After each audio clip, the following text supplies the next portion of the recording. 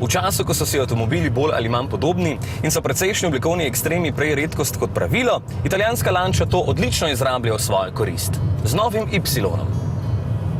Če se veliko vozite, ste jo verjetno že videli, ali pa vsaj večjo sestro Delto, na katero zelo spominja.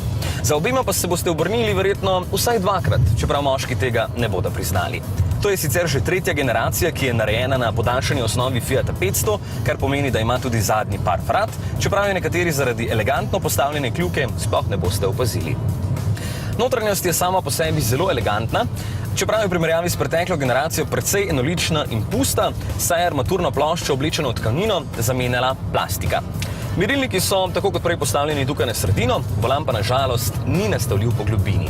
Sedi se udobno, kolikor se glede na mere pač lahko, in tudi podvozje skrbi za prijetno vožnjo, brez želja po športnosti.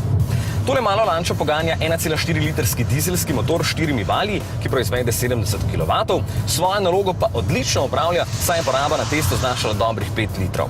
Le na to, da zna biti precej glasen, se boste morali navaditi.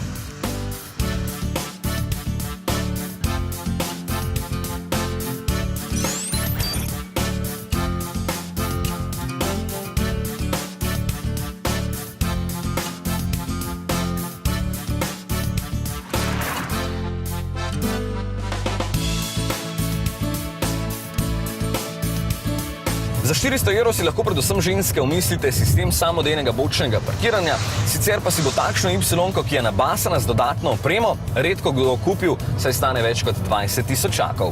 Seveda so v ponudbi tudi cenejše. Za najmanj 12 tisočakov dobite osnovni model z bencinskim motorjem, ki ga bodo vesele predvsem ženske.